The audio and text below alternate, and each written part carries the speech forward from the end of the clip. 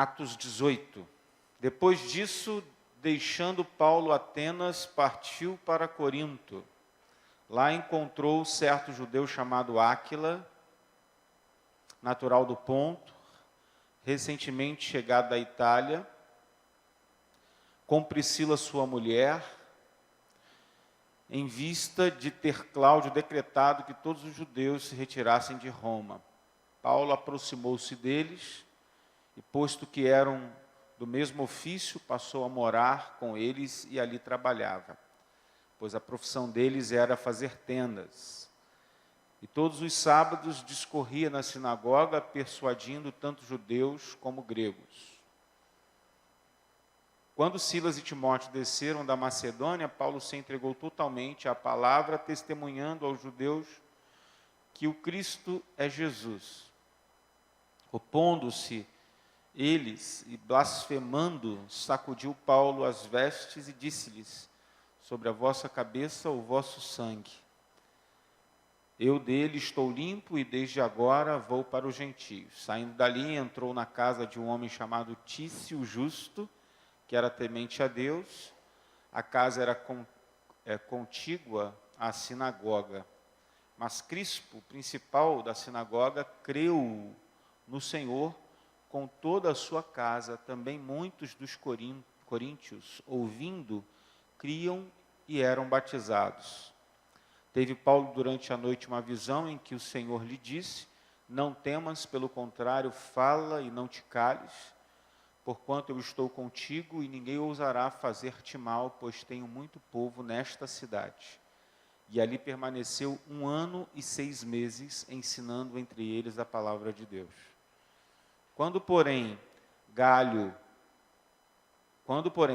era procônsul da Acaia, levantaram-se os judeus concordemente contra Paulo e o levaram ao tribunal, dizendo: este persuade os homens a adorar a Deus por modo contrário à lei.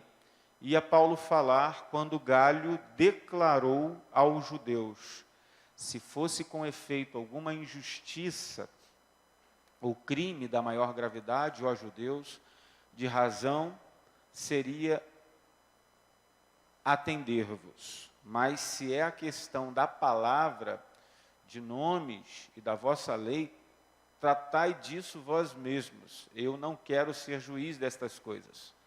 E os expulsou do tribunal. Então todos agarraram Sóstenes, o principal da sinagoga, e o espancaram diante do tribunal. Galho, todavia, não se incomodava com estas coisas. Mas Paulo, havendo permanecido ali ainda muitos dias, por fim, despedindo-se dos irmãos, navegou para a Síria, levando em sua companhia Priscila e Áquila. Até aqui. Vamos orar. Senhor Deus bendito, muito obrigado pela leitura da sua palavra. Pedimos que o Senhor nos oriente, nos ensine, nos instrua por intermédio da mesma, que haja clareza, entendimento de tudo quanto a gente vai meditar aqui, de tudo quanto a gente vai pensar neste lugar. Que o Espírito Santo tenha liberdade entre nós, que haja, ó Pai, total iluminação e entendimento da Tua palavra, e que possamos aplicá-la ao nosso dia a dia, através de todas as lições, princípios e ensinamentos que aprenderemos aqui. Em nome de Jesus nós oramos. Amém. Amém. De todas as igrejas fundadas pelo apóstolo Paulo e descritas por Lucas no livro de Atos, aquela que mais evidenciou as marcas de um verdadeiro avivamento, na acepção moderna do termo, foi a igreja de Corinto. A cidade era uma cidade importante comercialmente, por causa da sua localização, pouco mais que 2 quilômetros do estreito istmo que unia o norte ao sul da Grécia.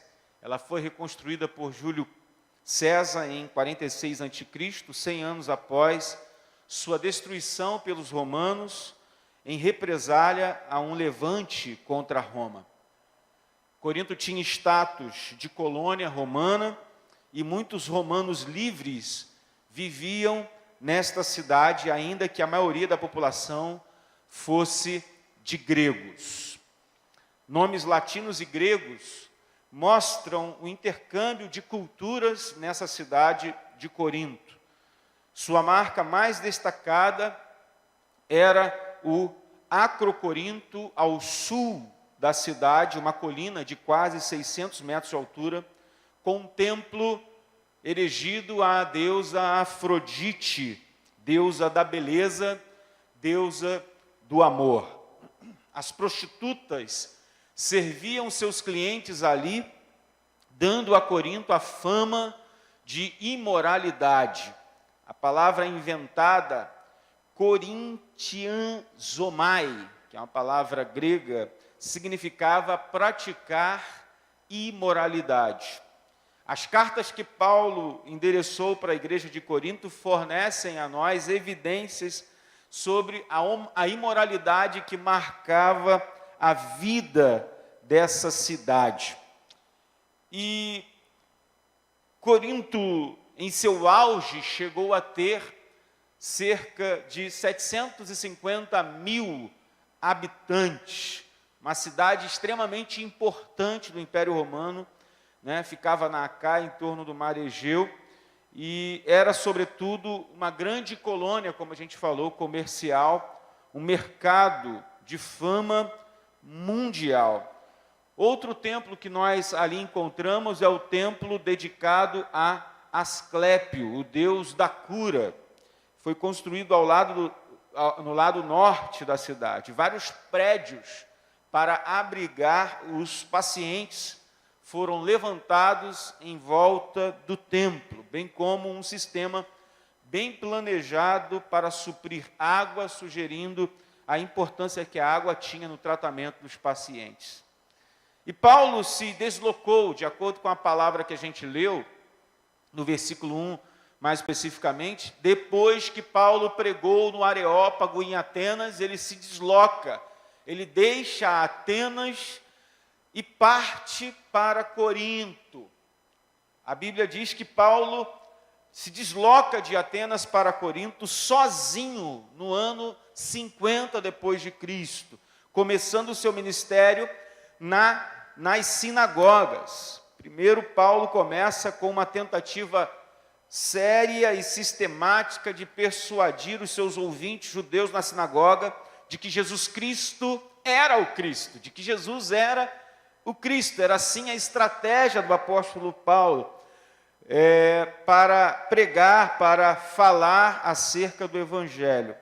E ele, começando o seu ministério na sinagoga, com temor e tremor, ele fala de Cristo ali aos judeus. Mas ainda que o apóstolo se sentisse fraco, temeroso, sua mensagem foi, por assim dizer, uma demonstração de um grande avivamento na vida dele e também na vida daquela cidade, porque a gente vê a demonstração de poder do Espírito Santo através da vida do apóstolo Paulo. Ele evitou palavras persuasivas de sabedoria humana em sua pregação, para que a fé dos novos irmãos se baseasse apenas no poder de Deus e não na filosofia humana. Ele decide, pelas Escrituras, a gente vai entender, principalmente lá na primeira carta que ele escreve, que ele decide nada saber entre os coríntios, senão Jesus Cristo e este crucificado, e foi em fraqueza, temor e grande tremor que ele esteve entre os coríntios, diz a palavra de Deus. E de modo, irmãos, que a gente vê o poder de Deus atuando na fraqueza do apóstolo Paulo. Trabalhou com as suas próprias mãos, porque ele era uma maneira estratégica de ele conseguir conquistar as pessoas. Ele foi sozinho, penetrou por meio da sua profissão, né? Embora não tenha ficado assim por longo tempo, quando a palavra de Deus diz que chegou Silas e Timóteo, desceram da Macedônia, Paulo deixou de trabalhar e se dedicou exclusivamente, integralmente à obra do ministério. Porém, durante um tempo ele trabalhou com as próprias mãos na casa de Áquila e Priscila, recém-chegados de Roma, costurando tendas, bem provavelmente com peles de animais, até que Silas chegasse da Macedônia, até que Timóteo chegasse da Macedônia com um presente da parte de Deus para que Paulo não precisasse mais trabalhar, porque essa era a intenção de Deus, de que ele não trabalhasse, se dedicasse exclusivamente à obra de Deus, para que o trabalho fosse efetivo e eficaz e eficiente, mais do que já estava sendo, porque Paulo trabalhava até sexta-feira e só pregava no dia de sábado. Então, ele pregando uma vez por semana, olha o que Deus fazia, né? E a vinda dos colegas liberou o apóstolo Paulo para um ministério de tempo integral, começando a pregar na sinagoga, mas não demorou muito para que ele se retirasse das sinagogas, lançando inclusive uma palavra sobre a vida daquelas pessoas, sacudindo a roupa, e lhes dizia: caia sobre a cabeça de vocês o próprio sangue de vocês, eu estou livre da minha responsabilidade, porque pretendi pregar, mas vocês me rejeitaram a Cristo e rejeitaram o Evangelho. De agora em diante irei para os gentios. Paulo então se aloja na casa de um chamado Tício Justo, que era temente a Deus, isto é, um simpatizante dos judeus e do monoteísmo, e que morava ao lado da sinagoga, numa casa contígua à sinagoga, ao lado da sinagoga. A conversão de Crispo, o chefe da sinagoga, acompanhado por sua casa, deve ter animado muito o apóstolo Paulo e outros judeus que ficaram em cima do muro e se decidiram a favor do caminho de Jesus. A favor do caminho de Jesus. E Lucas vai relatar aqui em Atos que o texto é claro em dizer que muitos criam no Evangelho e muitos eram batizados. Então veja os irmãos que a palavra do Senhor expandiu. Pessoas importantes sendo convertidas, pessoas de todos os tipos, de todas as classes sociais, ouvindo a palavra de Deus, se convertendo e sendo batizadas. E para encorajá-lo ainda mais, a palavra de Deus diz que o Senhor apareceu ao apóstolo Paulo. O Senhor lhe apareceu em uma visão para assegurá-lo de que não deveria se calar, de que oposições se levantariam sim, mas ele não podia deixar de pregar a palavra da verdade, que seria protegido dos seus inimigos, e muita gente ainda seria convertida, porque ele tinha muitas pessoas ali ainda para salvar. Deus falou isso com o apóstolo Paulo: não temas, não fique atemorizado, eu estou contigo, vou te proteger dos seus inimigos, porque ainda tenho muita gente para converter nessa cidade. E, consequentemente, Paulo ficou em Corinto por 1 ano e meio. 1 ano e meio, pregando e ensinando aos novos cristãos a sã doutrina e as suas implicações para a vida diária no mundo. Talvez você esteja perguntando: por que falar de Corinto no que tange avivamento? Eu já ouvi muito falar de Corinto, pastor Felipe. Eu já ouvi falar mal de Corinto. Que Corinto não é uma igreja que serve para a gente de modelo. Mas eu queria dizer que esse é um ponto que a gente vai tocar, mas é um ponto que deve ser visto como uma coisa que mancha a sua história, mas que não, de alguma forma, não joga por terra aquilo que a gente pode encontrar de bom na igreja de Corinto e que nos serve como princípios que acompanham grandes demonstrações do poder do Espírito Santo. É bem verdade que quando avivamentos acontecem no meio de uma comunidade, nós corremos perigos de adentrar por coisas que não estão na palavra de Deus, de ceder a práticas que não estão de acordo com o Evangelho. Mas a gente não pode, por conta dessas questões, desprezar o que Deus faz quando um avivamento ocorre, quando o poder do Espírito desce sobre a vida de uma igreja. Então, por que escolher a igreja de Corinto para descobrir princípios? acerca da demonstração do Espírito, há várias razões. E a gente vai pensar em algumas delas hoje e, com o auxílio do Senhor, aprender coisas importantes que podem ser aplicadas na nossa vida. Como igreja, como comunidade, como servos de Deus que somos. Primeira coisa que eu gostaria de destacar aqui é a seguinte: a cidade de Corinto, por ser uma cidade entregue à idolatria, por ser uma cidade soberba, por que não dizer, por ser uma cidade imoral, pouca atenção essa cidade daria a um pregador itinerante, especialmente um judeu. Essa é a primeira coisa que eu gostaria de destacar. Se essa cidade ouviu um único pregador, é porque esse pregador estava cheio do Espírito Santo de Deus para pregar. Havia de fato uma unção de Deus na vida daquele homem. Havia de fato algo extraordinário acontecendo, algo poderoso acontecendo na vida dele. Porque jamais uma cidade entregue à imoralidade, à soberba e à idolatria, daria atenção a um pregador qualquer, especialmente um judeu. Entre os convertidos estavam pessoas imorais, idólatras, adúlteros, homossexuais, estavam pessoas imorais que estavam vivendo toda espécie de imoralidade, avarentos, alcoólatras, caluniadores, trapaceiros. E isso você vai encontrar na primeira carta de Paulo aos Coríntios 6, versos 9 ao 11. Provavelmente a lista não está completa de pessoas tão complicadas que existiam naquela cidade.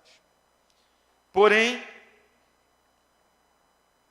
a gente vê que uma igreja surge nesse contexto em detrimento de todos os problemas que essa cidade tinha. E por que surge?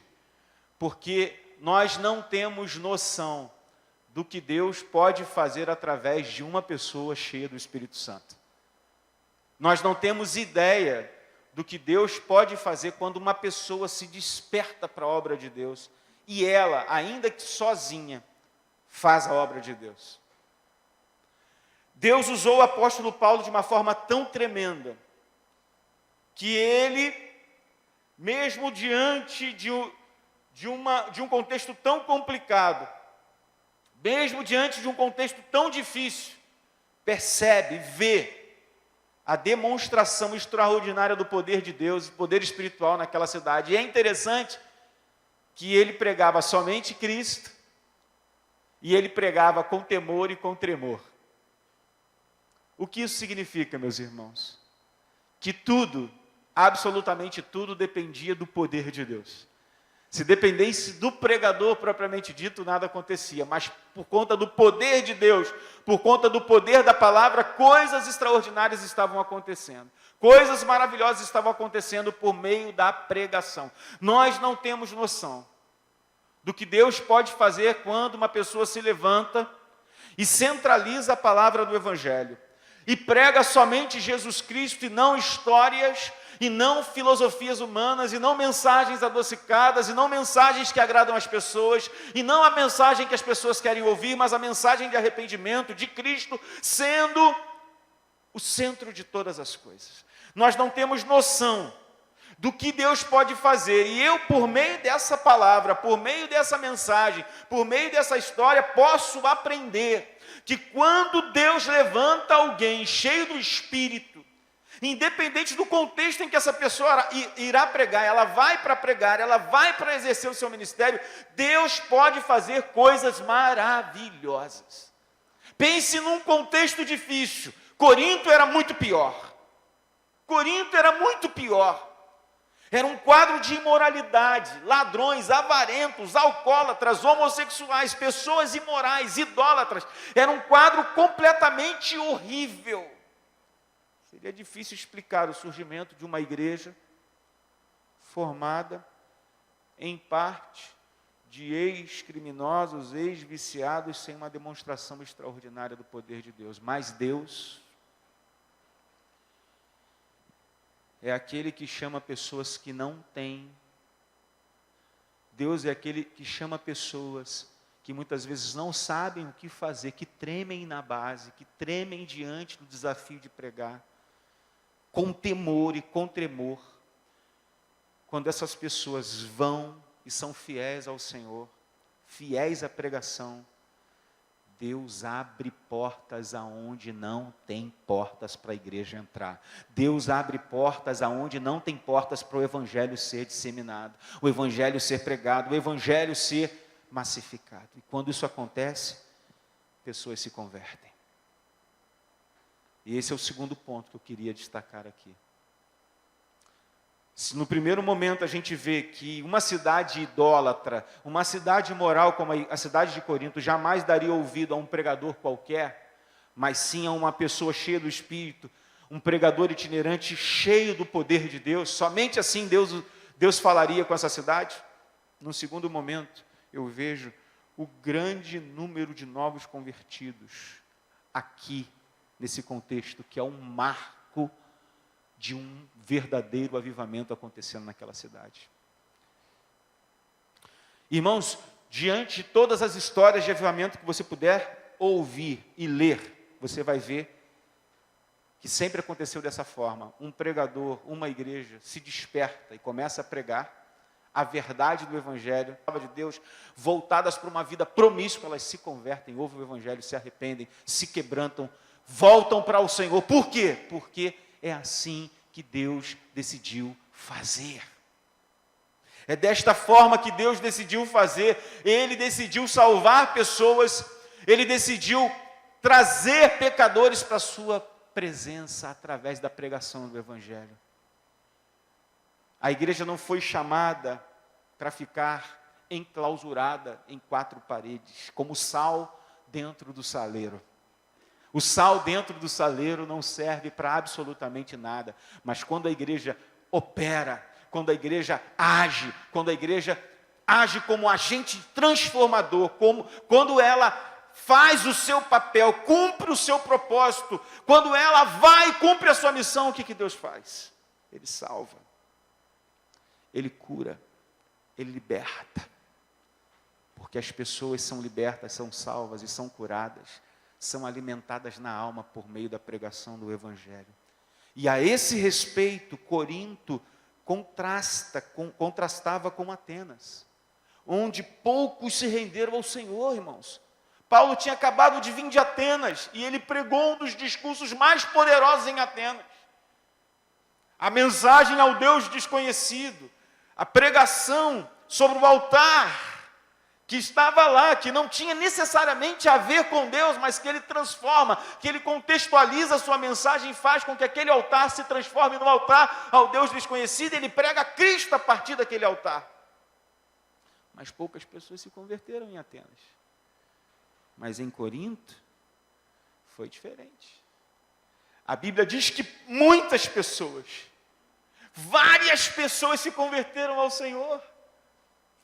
Amados, Paulo lembra aos coríntios que, de acordo com 1 Coríntios 2,4, a minha mensagem, a minha pregação não consistiram em palavras persuasivas de sabedoria, mas consistiram em demonstração de poder. São 8 as referências à plenitude do Espírito Santo no livro de Atos. 8. E um exame cuidadoso dessas passagens revelam uma repentina, instantânea e soberana obra do Espírito de Deus derramando sobre o homem poder para que ele proclame a Jesus. Toda a pregação de Cristo no poder do Espírito Santo, irmãos, gera resultados extraordinários. O Espírito, pelo seu poder, por meio de palavras de um pregador, estabelece, verifica e confirma o Evangelho no coração de um homem, de modo que ele precisa responder à verdade que ele escuta, seja favoravelmente, seja desfavoravelmente. Uns rejeitam abertamente, outros ficam em stand-by e outros aceitam. Mas o fato é que a igreja precisa pregar. A Bíblia diz, todo aquele que clamar o nome do Senhor será salvo, Romanos capítulo 10. Mas como, pois, clamarão se não creram? Como, pois, crerão se não ouviram? Como, pois, ouvirão se não há quem pregue? Como, pois, pregarão se não forem enviados? Conformosos os pés daqueles que anunciam as boas novas, porque a fé vem pelo ouvir e ouvir pela pregação, ouvir pela palavra de Deus. Não tem como uma pessoa clamar ao Senhor se ela não crê, não tem como crer se ela não ouvir, não tem como ouvir se alguém não pregar. Eu preciso pregar, você precisa pregar. Paulo pregou e as pessoas ouviram o Evangelho, e porque ouviram o Evangelho, creram. É assim, irmãos.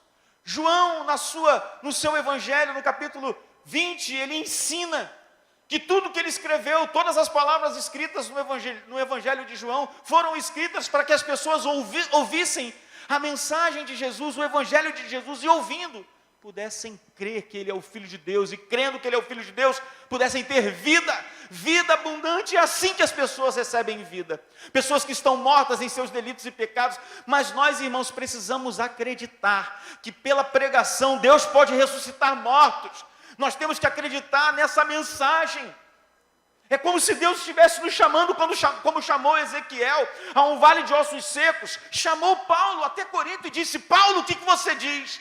Podem reviver esses ossos podem voltar a viver. É a mesma coisa que Deus faz conosco quando Ele nos leva e nos conduz à cidade, aos bairros que a gente mora, aos lugares e às vielas onde a gente está.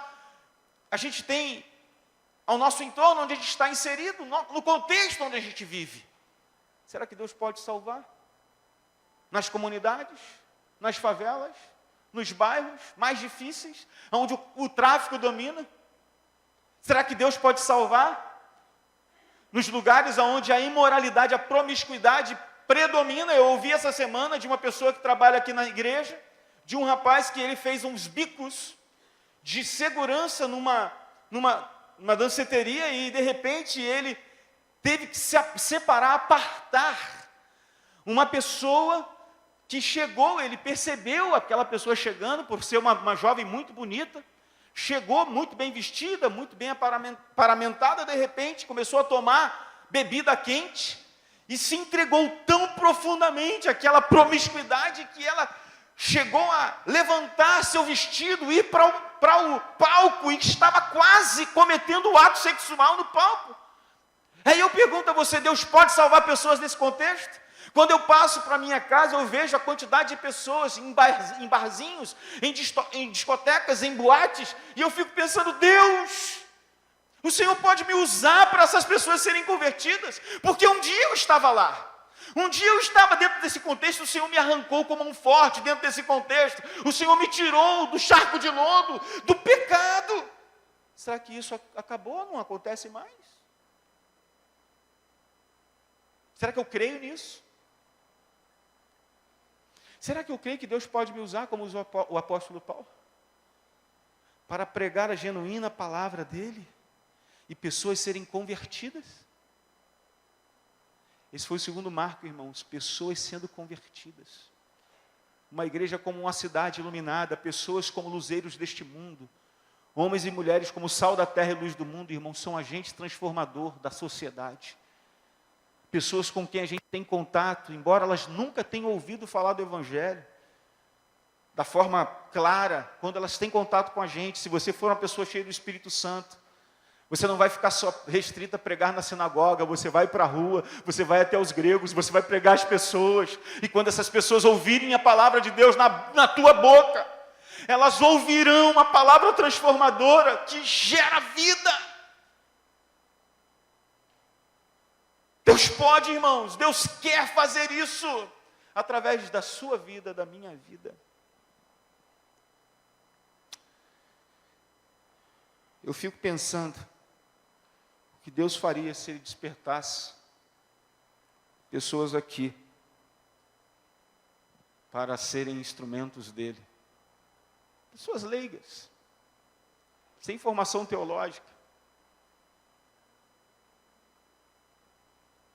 E Deus pode usar na simplicidade, irmãos. Eu não vou falar o nome dela, mas quando eu sentei hoje ali atrás, uma das nossas irmãs me entregou um papelzinho: pastor, eu preciso que o senhor me ajude. Não vou falar o nome dela. E quando eu vi o papelzinho, estava escrito assim, o papelzinho está aqui, ó. O que é agnóstico, pastor? Porque eu estava falando do evangelho para alguém, e esse alguém falou para mim: eu não creio porque eu sou agnóstico.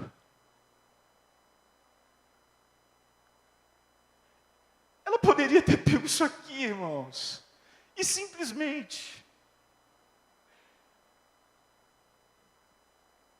não crer, o problema é dele. Mas não, eu preciso da sua ajuda. E o que mais me toca é o fato de que essa pessoa é uma pessoa que não é mais uma jovenzinha, embora seja baixinha, mas o objetivo dela não foi outro senão: eu quero aprender para poder ensinar. Eu quero aprender para poder compartilhar. Eu quero aprender para poder defender o evangelho. Eu quero aprender para poder comunicar. Eu quero aprender para não ficar sem ter uma resposta para pessoas como essa. Irmãos, Deus vai te levar a pessoas das mais diversas. E o que você precisa entender é que Deus te levou ali, e tem que haver uma intencionalidade no seu coração de pregar a palavra àquelas pessoas, e elas vão resistir, e elas não vão querer ouvir, elas terão comichão, mas você precisa pregar, não como uma pessoa chata, mas esperando, aproveitando cada oportunidade para pregar o evangelho de Deus. Eu disse isso nessa manhã aqui, a respeito da minha mãe, e eu quero falar isso daqui, porque não é segredo para ninguém da nossa cidade, quem era minha mãe, como que ela vivia, por ser era uma pessoa pública, já ter tido 4 bares na região da Japuíba, ser conhecida, ser esposa, na verdade, amaziada com um cantor conhecido da cidade na época, e ela teve 4 bares. A minha mãe vivia uma vida muito difícil, uma vida muito triste, muito confusa.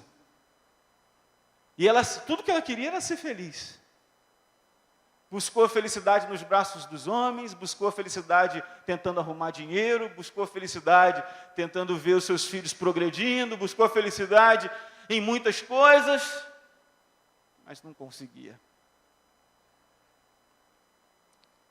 Meus irmãos, mas o Senhor fez uma obra na minha vida, e ela viu acontecendo. Ela viu o poder de Deus na minha vida. E num dia oportuno, quando ela estava completamente desesperada, vivendo experiências das mais terríveis e tristes na vida dela, quando ela não conseguia mais encontrar saída alguma, não tinha mais fim, não tinha mais solução à vista, ela me encontrou no meio da rua, me sacudiu no braço e disse assim: meu filho, pelo amor de Deus, me ajuda. Pelo amor de Deus, me ajuda, porque eu não quero mais viver assim. Eu não quero mais ir para centros de macumba, eu não quero mais procurar tatear no escuro como pessoa cega. Eu não quero mais isso para mim, eu quero ser feliz. Eu quero uma resposta, eu quero minha vida transformada, eu não aguento mais essa vida de sofrimento e de dor.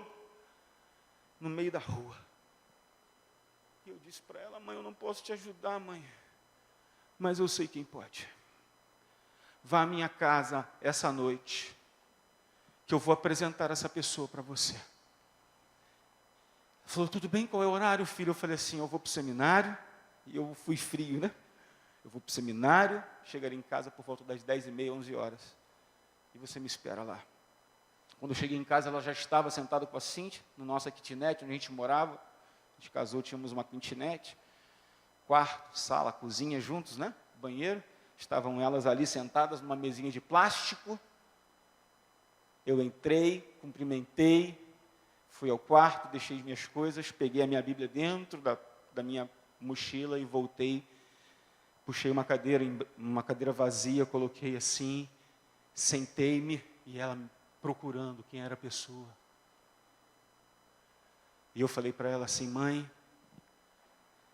você me parou hoje pela manhã, dizendo que não quer mais viver assim, que não quer mais uma vida como você vive, que a sua história te trouxe muitas marcas, você não aguenta mais, que você está desesperada. E eu disse a você que eu não podia te ajudar, e eu realmente não posso. Eu, por mim mesmo, não posso te ajudar. Mas eu conheço alguém que pode. Ela falou, sim, você disse que conhece alguém, cadê ele? Eu falei, mãe, ele está aqui. A gente não pode ver, mas ele está aqui. Quem é ele, meu filho? O nome dele é Jesus. Jesus de Nazaré, ele está entre nós. E eu quero falar de Jesus para você. Eu quero te apresentar Jesus. Você conhece Jesus, mãe? Eu não sei, meu filho, eu não sei. Eu sei quem Deus é, eu acho que eu sei quem Deus é. Então, mãe, por favor, me dê uns minutos do seu tempo, da sua história. Porque eu tenho certeza, mãe, que se eu falar de Jesus para você, a sua vida nunca mais será a mesma. Você me garante isso, meu filho? Sim, mãe, você vê a minha vida, você sabe da minha história, eu sei, filho. Sabe quem fez isso em mim? Foi Jesus. E Ele pode fazer na sua vida, porque Ele não tem filhos prediletos, Ele ama todos, e Ele quer salvar você, mãe. Tá bem, meu filho, fala de Jesus para mim. Eu comecei a falar de Jesus. Eu abri a Bíblia e preguei a Jesus, falei de Jesus, falei da criação, falei da queda, falei da redenção, falei da glorificação, falei de Cristo, tudo em Cristo, tudo em Cristo. E quando eu falei para ela, mãe, isso faz sentido para você? Ela, faz sim, meu filho, faz sim. Mãe, você quer receber gostoso Jesus na sua vida hoje, para que a sua vida nunca mais seja a mesma? Ela, sim. Eu quero esse Jesus, então, abra o seu coração que eu vou orar por você. Repita essas palavras de oração. Fiz como um evangelista qualquer faria. Mas a vida dela nunca mais foi a mesma, meus irmãos. A minha mãe não falava com o vô dela, que ela havia sofrido um abuso sexual desde a sua infância. Carregava essa marca terrível na sua vida. A primeira coisa que Deus foi fazendo foi quebrar marcas terríveis do passado. Primeira coisa, você precisa perdoar o seu avô. E ela foi até o hospital, irmãos, totalmente contrária à sua própria vontade, mas obediente agora ao Espírito Santo que habitava nela. E ela foi lá e liberou o perdão. O seu avô passou para a eternidade. Depois disso, mais de 15, 16 anos sem falar com o pai, por conta de um problema que teve. Segunda coisa que Deus fez, reconciliação com o pai. Irmãos, é isso que Deus faz. Você olha para essas vidas que estão aí fora, meus irmãos, essas pessoas que estão sofrendo amargamente nas drogas, na perdição, na promiscuidade, você olha para elas e muitas vezes você diz assim, merece o castigo de Deus, tem que ir para o inferno, mas Deus quer salvar pecadores. Como eu, como a minha mãe, como você, como todos nós. Deus quer salvar vidas e Ele o faz através da pregação do Evangelho, através de pessoas que não se conformam com o estado natural das coisas, mas querem ser usados por Deus como agente de transformação. E Deus pode fazer isso com a sua mãe, Deus pode fazer isso com um parente seu, Deus pode fazer isso com um colega de trabalho, Deus pode fazer isso com um vizinho, Deus pode fazer com uma pessoa desconhecida, porque Deus é Deus.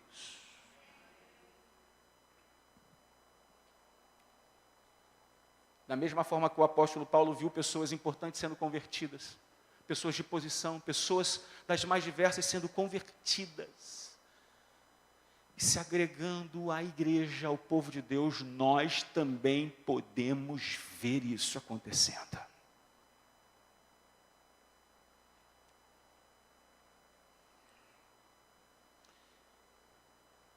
Eu quero profetizar de olhos abertos. É sério que eu vou falar. No dia em que essa igreja se despertar, os crentes se despertarem e se tornarem agentes transformadores nos becos, nos valados, nas comunidades ao redor dessa igreja. No dia que essa igreja for igreja para a cidade. No dia que essa igreja for uma igreja completamente focada e centrada em salvar vidas que estão perdidas. E não só dentro da sinagoga, não só sendo sal dentro do saleiro, essa igreja não terá lugar para tantas pessoas que Deus há de trazer para esse lugar. Essa igreja não comportará a quantidade de pessoas que chegará aqui para servir ao Senhor. E nós seremos agentes, discipuladores, evangelizadores. Deus usará e levantará pregadores que a gente jamais imagina. Quantos creem que isso pode acontecer? Digam amém. Que comece com a minha vida e com a sua vida. Deus te chamou para fazer coisas simples. Simples, mas profundas e extraordinárias. O que, pastor? Se levantar com uma mensagem, a mensagem de Cristo, para que pessoas sejam tocadas, transformadas e salvas.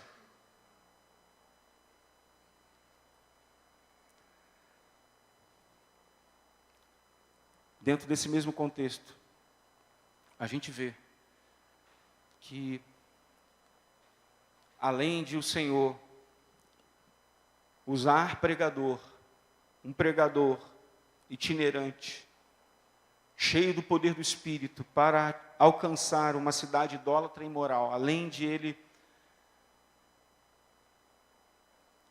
levantar um grande número de cristãos como marco de um avivamento,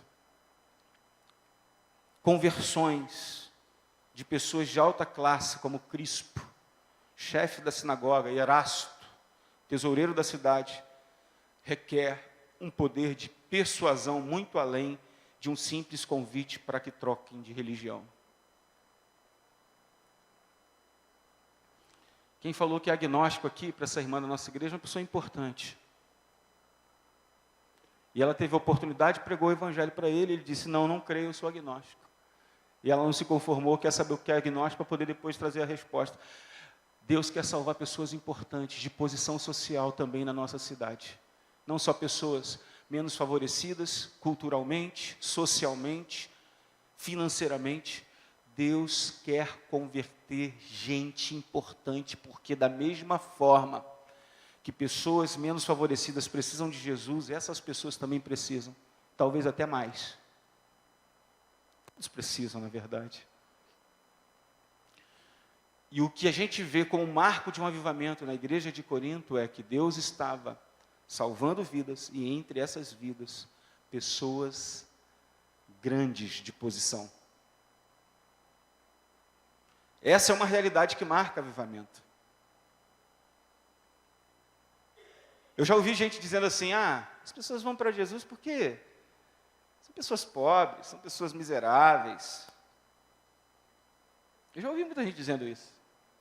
Pessoas que não têm, pessoas que estão com algum problema na vida, né? Elas vão para a igreja. Não, irmãos. Quando Deus opera de uma maneira tremenda e poderosa, pessoas grandes se convertem. Pessoas de nome. E quando isso acontece, há um impacto poderoso. Há um impacto tremendo. A história diz que o avivamento encabeçado por Charles Finney se destacou pelas conversões de pessoas da alta sociedade. Famosos colégios foram tocados pelo poder do Espírito. Entre os mais conhecidos estavam o colégio de Yale e outros colégios, universidades, faculdades famosas. Deus pode usar a igreja para impactar vidas, independente da classe social. E Deus pode, por meio de um avivamento poderoso, salvar pessoas de porte, pessoas da alta sociedade. Não quer salvar só pessoas menos favorecidas. Ele quer salvar todos.